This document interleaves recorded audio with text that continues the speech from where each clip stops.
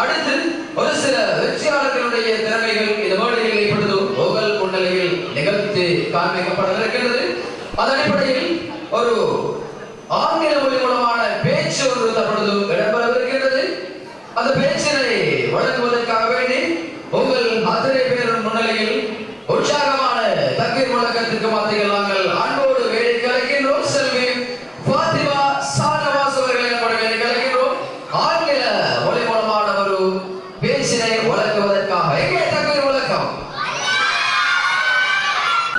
Assalamu alaikum wa rahmatullahi wa barakatuhu. I am Fatima Shanawaz. Today I am here to present a speech on the topic of Al-Quran. Al-Quran is our holy book, which was revealed from Allah to Prophet Muhammad sallallahu alaihi wasallam through Jibril alaihi salam for over 23 years in Makkah and Medina. First verse was revealed to Prophet Muhammad sallallahu alaihi wasallam at the age of 40 in Hira cave at the night of Laylatul Qadr. This revelation was held in the holy month of Ramadan. Holy Quran has 114 surahs. From this, the longest surah is Al-Baqarah and the shortest one is Al-Kawthar. We get lots of merits by reciting Al-Quran. So let's all recite Al-Quran and make ourselves close to Allah. Jazakallahu khairan. எங்கே தக்பீர் முழக்கம்.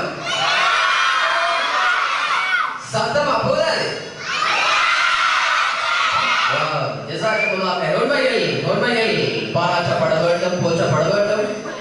தன்னுடைய திறமையினை இத்தனை நபர்களுக்கு மத்தியில் துணிச்சலோடு தைரியத்தோடு எந்தவிதமான ஒரு தடுமாற்றமும் இல்லாமல் மிக தெளிவாக அந்த ஆங்கில மொழி மூலமான பேச்சினை நிகழ்த்திவிட்டு சென்றிருக்கிறார். அந்த மாணவிக்கும் அவரை பயிற்றுவித்த அவருடைய உஸ்தாதுமார்கள் மற்றும் அவருடைய பெற்றோர்களுக்கு இந்த வேளையில் நாங்கள் மீண்டும் நன்றி கூற